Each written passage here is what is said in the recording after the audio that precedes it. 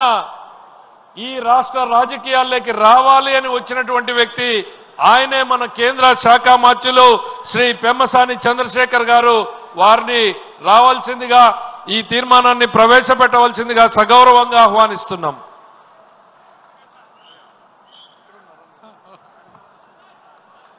Thank you.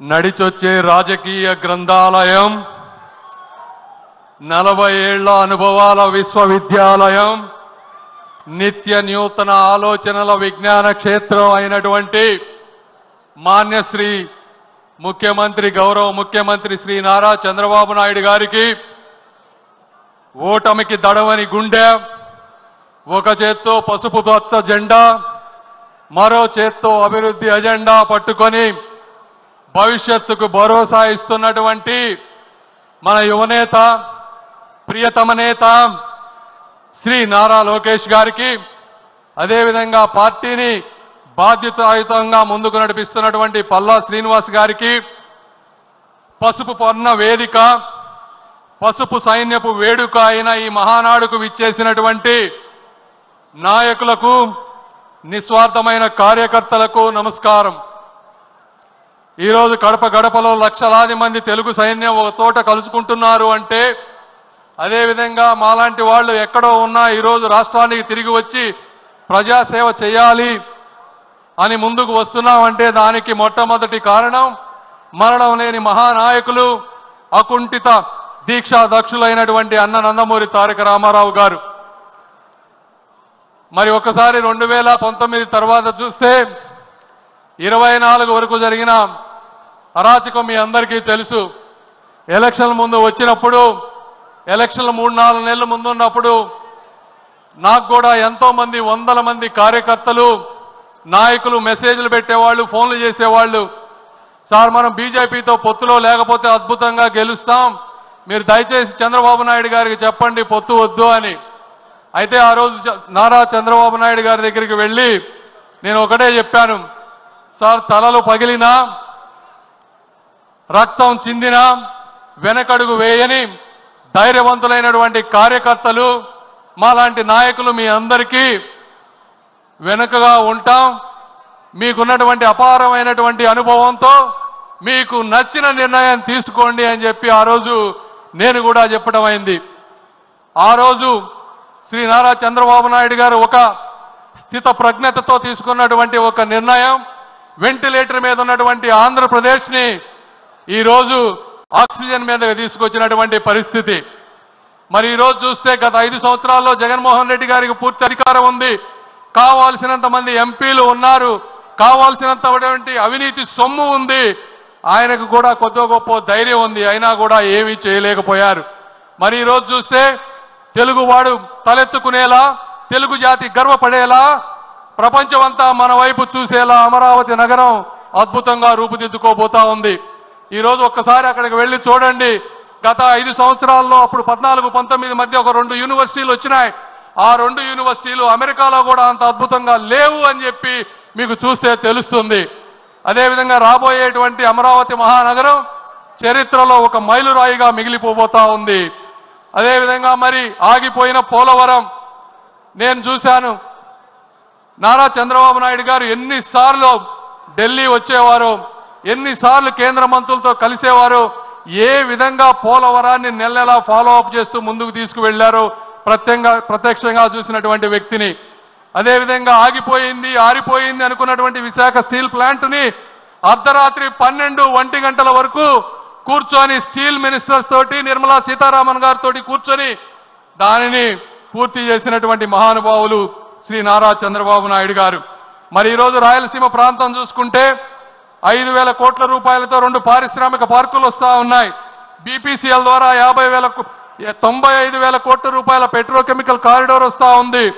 అదేవిధంగా railway ప్రాజెక్టులు చూసుకుంటే ఒక్క ఈ సంవత్సరమే 9,000 కోట్ల రూపాయలు రైల్వే డబుల్ లింక్కి, ట్రిపుల్ లింక్కి, అదేవిధంగా అద్భుతంగా తీర్చిదిద్దే రైల్వే స్టేషన్ల కోసం అన్ని ప్రాంతాల్లో ఆర్ఓబీలు, ఆర్యూబీలు, వందే భారత్ ట్రైన్లు ఇవన్నీ వస్తూ ఉన్నాయి. ఒకప్పుడు ఆంధ్ర రాష్ట్రానికి కేంద్ర బడ్జెట్లో రైల్వేకి 1000 కోట్లు కూడా ఉండేది కాదు. అలాంటిది కేవలం ఒక్క సంవత్సరంలో 9,000 కోట్లు 5 సంవత్సరాల్లో 50,000 కోట్ల రూపాయలు ఈరోజు వస్తూ ఉంది.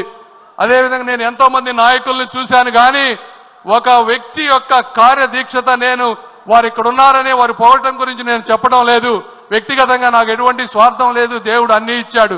అయితే ఈ వాస్తవాలు కూడా ప్రజలకు తెలియాలని ఈరోజు చెప్తా ఉన్నాను.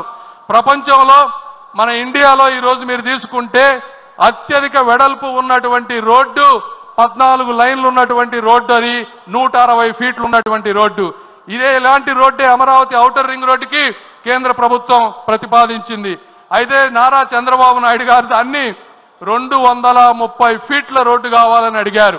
ఆ రోజు గడ్కరీ గారు ఉండి ఇండియాలోనే ఇంత పెద్ద రోడ్డు లేదు, అమరావతిలో అక్కడ జనం లేరు, ఎందుకు మీకు అంత పెద్ద రోడ్డు అంటే నారా చంద్రబాబు నాయుడు గారు చెప్పినవి, సార్ నేను ఉంటానో ఉండనో తెలియదు, ఈరోజు మీరు హైదరాబాద్ చుట్టుపక్కల చూస్తే ఒకప్పుడు అక్కడ కూడా కార్లు వెళ్ళేవి కాదు, ఈరోజు అక్కడ ట్రాఫిక్ జామ్ అయిపోతుంది.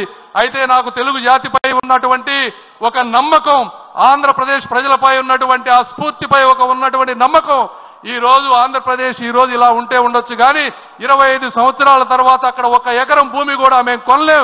కాబట్టి మీరు ఎట్టి పరిస్థితుల్లో దాన్ని 230 ఫీట్లు చేయండి. దీనికి అవసరమైతే నేను 1000 కోట్ల రూపాయలు మా రాష్ట్రం నుంచి వస్తాను, నేను చూడకపోయినా నా ఆంధ్ర రాష్ట్ర ప్రజలు ఈ రోడ్డుపై అనుభవించాలి అని చెప్పినటువంటి వ్యక్తి, దీనికి నేను ప్రత్యక్ష సాక్షి అని చెప్తా ఉన్నాను. అదేవిధంగా జగన్మోహన్ రెడ్డి గారు గత 5 సంవత్సరాల్లో రాష్ట్రంలో ఉన్నటువంటి అనేక వ్యవస్థలు, స్కీములు అన్నిటినీ కూడా నాశనం చేసినటువంటి వ్యక్తి. 90 స్కీములు ఉన్నాయి, దాదాపుగా 90 స్కీముల్లో 90 స్కీములు కూడా ఒక ఇన్స్టాల్మెంట్ తీసుకొని వాటికి స్టేట్కి మ్యాచింగ్ ఇవ్వాల్సిన డబ్బులు ఇవ్వకుండా ప్రతి వ్యక్తికి, వ్యవస్థకి అన్యాయం చేసినటువంటి వ్యక్తి శ్రీ జగన్మోహన్ రెడ్డి గారు. ఈరోజు చూస్తూ ఉంటే కార్యకర్తలకు కూడా నేను ఒకటి చెప్తా ఉన్నాం, 2014-19 మధ్య ఆ రోజు నారా లోకేష్ గారు పంచాయతీరాజ్ మంత్రిగా ఉన్న రోజు వేసినటువంటి సిమెంట్ రోడ్లే ఈరోజు ఎస్సీ, ఎస్టీ, బీసీ కాలనీలో ఒక అద్భుతంగా ఉన్నాయి.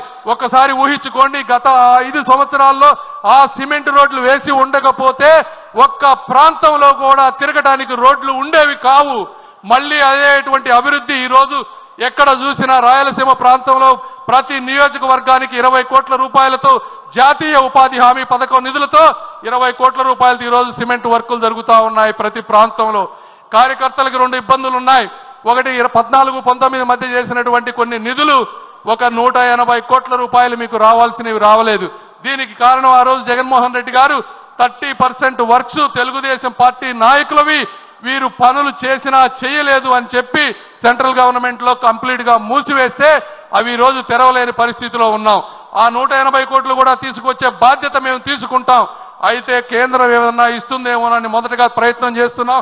కేంద్రం ఇవ్వని రోజు రాష్ట్ర ప్రభుత్వం ఆ 180 కోట్లు ఇస్తుంది. అదేవిధంగా ఈరోజు 2000 కోట్ల రూపాయలు నిధులు మన జాతీయ ఉపాధి హామీలో పెండింగ్ పనులు ఉన్నాయి. నేను ఇక్కడున్నా కూడా నిన్న ఫాలో అప్ చేస్తా ఉన్నాం. రాత్రే దానికి కన్ఫర్మేషన్ వచ్చింది. ఆ 2000 కోట్ల రూపాయలు కూడా వచ్చే వారం 10 రోజుల్లో మీ అందరికీ వస్తున్నాయని చెప్పి మీ అందరికీ నేను తెలియజేస్తా ఉన్నా. అదేవిధంగా ఈరోజు ఎక్కడ చూసినా, ఏ పల్లెకు చూసినా ప్రతి వ్యక్తి దాహంతో గొంతెత్తేటువంటి పరిస్థితి. ఈ పరిస్థితిని గుర్తించినటువంటి శ్రీ నరేంద్ర మోదీ గారు అద్భుతమైనటువంటి జల్ జీవన్ మిషన్ ని 20,000 కోట్ల రూపాయలతో ఆంధ్రప్రదేశ్కి ఇచ్చారు. అందులో కేంద్ర భాగం 14,000 కోట్లు, రాష్ట్ర భాగం 6,000 కోట్లు. ఇది జగన్మోహన్ రెడ్డి గారి పరిపాలనలో వచ్చింది. అయితే కేవలం జగన్మోహన్ రెడ్డి గారు 2,000 కోట్ల రూపాయలు మాత్రమే ఖర్చు పెట్టి 12,000 కోట్ల రూపాయలు నిరుపయోగంగా చేసి ఈరోజు ప్రతి ఇంటికి నీరు వచ్చే విధాన్ని రాకుండా చేసినటువంటి వ్యక్తి. ఆ స్కీమ్ కూడా ఈ 26కి ఎండ్ అయిపోతుంది. శ్రీ నారా చంద్రబాబు నాయుడు గారు వచ్చే ప్రతి మినిస్ట్రీ జలశక్తి మినిస్టర్తో ఈరోజు మాట్లాడుతూ ఉన్నారంటే ఎందుకు కలుస్తున్నారు అంటే ఆ స్కీమ్ను ఇంకొక 5 సంవత్సరాలు ముందుకు తీసుకువెళ్తే మళ్ళీ మనం ఏదో విధంగా 6,000 కోట్ల రూపాయలు మ్యాచింగ్ చేసి 20,000 కోట్ల రూపాయలతో ప్రతి ఇంటికి ఇక జీవితంలో నీటి సమస్య లేకుండా, నీటి సమస్య లేవటం అంటే కేవలం ఒక బోరు వేసి నీళ్లు వేయటం కాదు. ఎక్కడెక్కడ నదులు ఉన్నాయో తరతరాలు మారినా కూడా నీటి ప్రవాహం తగ్గదో అలాంటి వాటి నుంచి సస్టైనబుల్ వాటర్ నుంచి ఆ ప్రాంతాల నుంచి పైప్ లైన్లు వేసి పేదలకి ఎప్పుడు నీరు సమస్య లేకుండా చేయటంలో ఆయన నిరంతరం కృషి చేస్తా ఉన్నారు. దానికి కూడా నేను సాక్షి అని మీ అందరికీ తెలియజేస్తా ఉన్నా. ఈరోజు అదేవిధంగా అర్బన్ ప్రాంతాల్లో కూడా నీటి సమస్య ఉంది. పట్టణాలు పెరిగిపోతా ఉన్నాయి. ఇలాంటి పథకం ఒకటి అమృత్ స్కీమ్ అని సెంట్రల్ గవర్నమెంట్లో ఉంది. సెంట్రల్ గవర్నమెంట్ స్కీమ్కి మళ్ళీ కావాలంటే స్టేట్ గవర్నమెంట్ నుంచి ఒక 50-60% నిధులు కావాలి. ఎందుకంటే అర్బన్లో ఎక్కువ ఇవ్వరు సెంట్రల్ గవర్నమెంట్, రాష్ట్రం దగ్గర డబ్బులు లేవు. అయినప్పటికీ కూడా ఈ అమృత్ స్కీమ్ ద్వారా చంద్రబాబు నాయుడు గారు 9,000 కోట్ల రూపాయలు ఈరోజు ప్రతి మున్సిపాలిటీకి వచ్చే విధంగా చేశారు. మీ అందరికీ నేను ఈరోజు చెప్తా ఉన్నాను, ఆ స్కీముని స్టేట్లో డబ్బులు లేకపోయినా ఏ విధంగా మ్యాచ్ చేసి తీసుకొచ్చారంటే తెలివైన వాడికి కూడా మతిపోయే విధంగా చేసినటువంటి వ్యక్తి శ్రీ నారా చంద్రబాబు నాయుడు గారు. ఇది కూడా వాస్తవం అని మీ అందరికీ నేను తెలియజేస్తా ఉన్నా. అదేవిధంగా ఇవన్నీ జగన్మోహన్ రెడ్డి గారు 24 గంటలు మైనారిటీలు, నా ఎస్సీలు, నా ఎస్టీలు, నా బీసీలు అని మాట్లాడుతూ ఉంటారు. ఆయన చేసినటువంటి అన్యాయం మీకు ఒకటి చెప్తా. ఒక స్కీమ్ ఉంది. నేను మా గుంటూరు ప్రాంతంలో మైనారిటీ సోదరులు చాలా ఎక్కువ మంది ఉన్నారు. ఈ మైనారిటీ సోదరులకు ఏదన్నా చేయాలని చెప్పి ఆ మైనారిటీ మినిస్ట్రీకి వెళ్తే PMJVK అని ఒక ప్రధానమంత్రి జన వికాస్ కార్యక్రమం అని ఉంది. దీనికి సంవత్సరానికి 2,000 కోట్ల రూపాయల నిధులు ఉన్నాయి. గత 3 సంవత్సరాల్లో ఒక్క రూపాయి కూడా వాడుకోలేదు. ఎందుకు వాడుకోలేదయా అంటే మనం ఉన్నప్పుడు 500 ప్రాజెక్టులు తీసుకొస్తే కేవలం 55 మాత్రమే కట్టారు. సెంట్రల్ టీము, స్టేట్ టీము వచ్చి వెరిఫై చేస్తే అందులో సగం కట్టలేదు. నిధులన్నీ దుర్వినియోగం అయిపోయినాయి. ఇప్పుడు స్టేట్ వచ్చి చూస్తే అక్కడ మేము ఇచ్చిన డబ్బులకి ప్రాజెక్టులు లేవు అని చెప్తే ఇప్పుడు దాదాపుగా 230 కోట్ల రూపాయలు స్టేట్ గవర్నమెంట్ సెంట్రల్కి పే చేసి ఆ బాకీలు తీర్చి ఆ దొంగ సర్టిఫికెట్లు తీసేస్తే మళ్ళీ 2,000 కోట్ల రూపాయలు వాడుకునేటువంటి పరిస్థితి రాబోతా ఉంది. ఈ విధంగా ప్రతి వ్యక్తికి అన్యాయం చేసినటువంటి మహానుభావుడు శ్రీ జగన్మోహన్ రెడ్డి గారు. మీకు ఆఖరిగా చెప్తా ఉన్నా, ఇవన్నీ ఇప్పటి వరకు ఉన్నటువంటి స్కీమ్స్ మీకు తెలిసినవి. అదేవిధంగా మొన్న వచ్చారు, 7 మంత్రులను కలిశారు. అందులో ఒక ముఖ్యమైనది డిఫెన్స్ క్లస్టర్. డిఫెన్స్ క్లస్టర్కి ఆయన మరి ఫ్లైట్లో రాసుకున్నారో ఎక్కడ రాసుకున్నారో తెలియదు, కానీ రాయలసీమ ప్రాంతాన్ని 5 భాగాలుగా విభజించారు. ఒక చోట మిసైల్స్ తయారు చేయాలని, ఒక చోట కమర్షియల్, అదేవిధంగా మిలిటరీ ఎయిర్ క్రాఫ్ట్ తయారు చేయాలని, ఒక ప్రాంతాన్ని ఈ మందుగుండ్లన్నీ కూడా స్టోరేజ్ చేసుకునే విధంగా చేయాలని, ఒక ప్రాంతాన్ని డ్రోన్ సిటీగా చేయాలని, ఈ విధంగా ఉన్నటువంటి విశాలమైనటువంటి ప్రాంతాన్ని మా దగ్గర 1000 ఎకరాలు ఉన్నాయి, మీరు రండి మీరు అని చెప్పి రాజ్నాథ్ సింగ్ గారి దగ్గర కూర్చొని రాయలసీమ ప్రాంతాన్ని కూడా నిరక్షరాస్యత లేకుండా చేయాలని ఒక కంకణం పట్టుకున్నారు. అది తెలిసిన వ్యక్తి ఈరోజు కర్ణాటకలో వాళ్ళందరూ భయపడేటువంటి పరిస్థితికి వచ్చారు. ఎందుకంటే మీ అందరికీ సార్ మీరు కూడా ఏమనుకోవద్దు, నేను ఈ వాస్తవం ప్రజలకు తెలియాలని చెప్తా ఉన్నాను.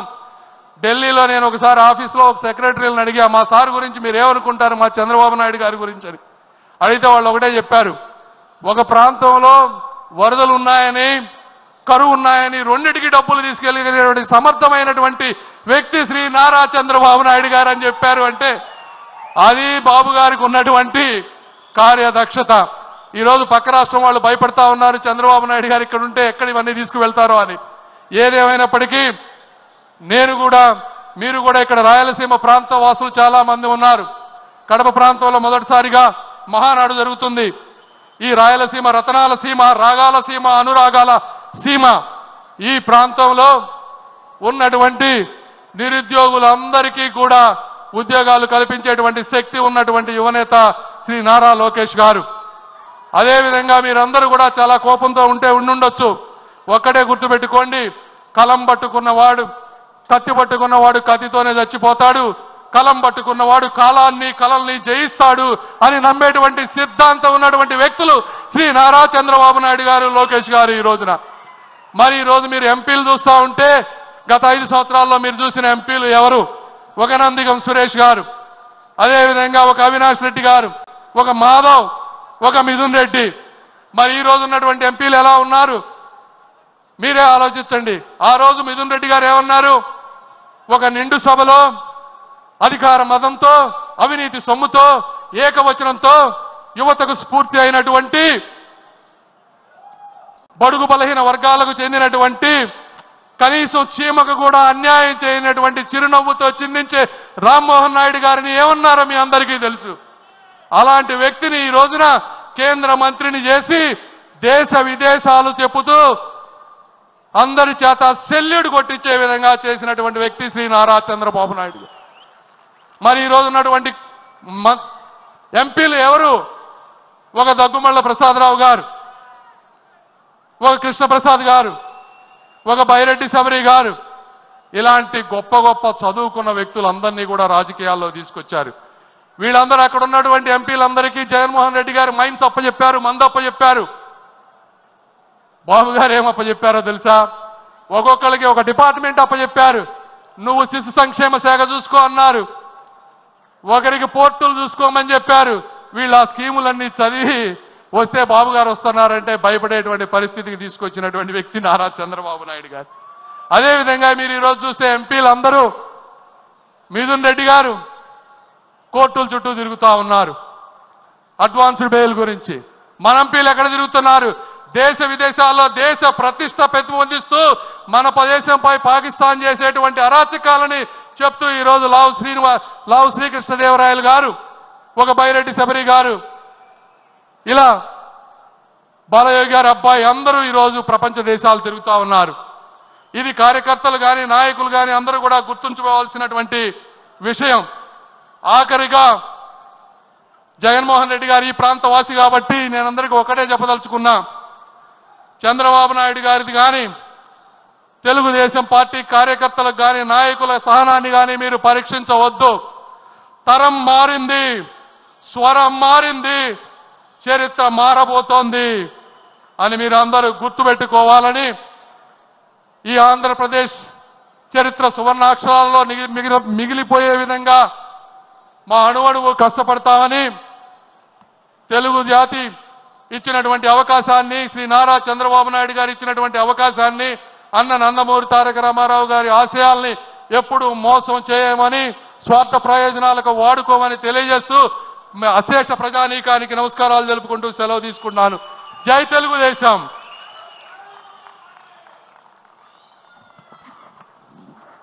థ్యాంక్ యూ చంద్రశేఖర్ గారు, స్ఫూర్తివంతమైన సందేశాన్ని ఇచ్చినందుకు. తర్వాత తీర్మానంలోకి వెళ్లే ముందుగా